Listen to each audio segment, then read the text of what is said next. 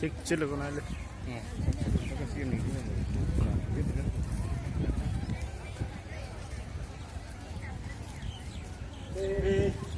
I request Honorable Chief Minister of Assam to deliver his speech.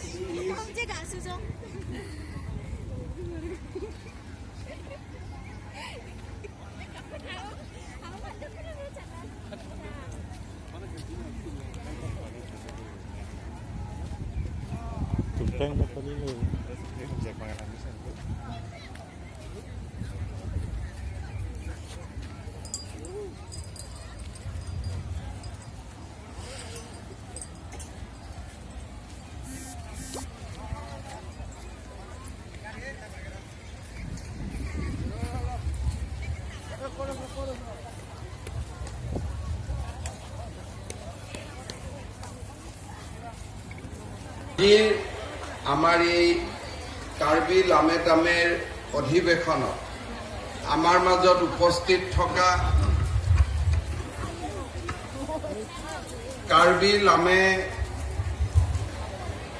সভাপতি শ্ৰী হুকুৰ সিং ৰংপি ডাঙৰীয়া, আমাৰ মাজত উপস্থিত কাৰ্বি তুলিৰাম ৰংহাং ডাঙৰীয়া, ভাৰতীয় জনতা পাৰ্টিৰ সভাপতি তথা কাৰ্ডাম পাজিৰ ইকল।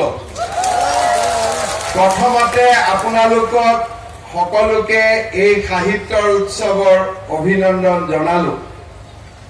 কাৰ্বি সাহিত্য সভাৰ 30 সংখ্যক অধিৱেশন উপলক্ষে আয়োজিত মুকলি সভালৈ মোক মুখ্য অতিথি হিচাপে আদৰ।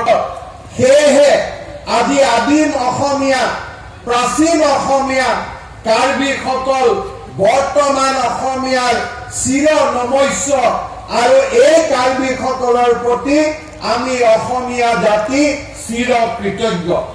এই কথা কলাগুৰু বিষ্ণুপ্ৰসাদ ৰাভাই তেওঁৰ ভাষণত উল্লেখ কৰি থৈ গৈছিল। কাৰ্বিসকলৰ সুপ্ৰাচীন প্ৰজ্ঞা আৰু বৰ্ণাঢ্য লোক সংস্কৃতি, অসমৰ বাৰেৰহণীয়া কৃষ্টি সংস্কৃতি আৰু ভাষা সাহিত্যৰ অমূল্য ৰত্ন। কাৰ্বি জনগোষ্ঠীৰ কেতবোৰ বৈশিষ্ট্যৰ ভিতৰত উল্লেখযোগ্য হ'ল তেওঁলোকৰ মৌখিক সাহিত্যত থকা কেইটামান অপৰূপ সুন্দৰ প্ৰেম কাহিনী। অসম সাহিত্য সভাৰ প্ৰাক্তন সভাপতি বিশিষ্ট কথাশিল্পী হোমেন বৰগোহাঁই ডাঙৰীয়াই লিখিছিল, কাৰ্বি সাহিত্যৰ এই সুন্দৰ প্ৰেম কাহিনীবোৰ বিশ্ব সাহিত্যৰ অমূল্য সম্পদ ৰূপে পৰিগণিত হ'ব পাৰে। শতাধিক বছৰ আগতে নিৰক্ষৰ কাৰ্বিসকলৰ মুখে মুখে ৰচনা কৰিছিল ৰামায়ণৰ কাৰ্বি সংস্কৰণ চাবিন আলুম, যাক আক্ষৰিক অনুবাদ নুবুলি মৌলিক সাহিত্যৰ কৰ্মৰূপে অভিহিত কৰিব পৰা যায়। কাৰ্বি পাহাৰৰ নৈসৰ্গিক সৌন্দৰ্য আৰু কাৰ্বিসকলৰ স্বাভাৱিক কল্পনাৰ প্ৰতিভা, এই দুয়োটাই মিলি কাৰ্বিসকলৰ চৰিত্ৰ, মানসিকতা আৰু জীৱন ধাৰাক বিশেষ সৌন্দৰ্যৰে উপযুক্ত মঞ্চ তৈয়াৰ কৰিবলৈ সক্ষম হৈছে।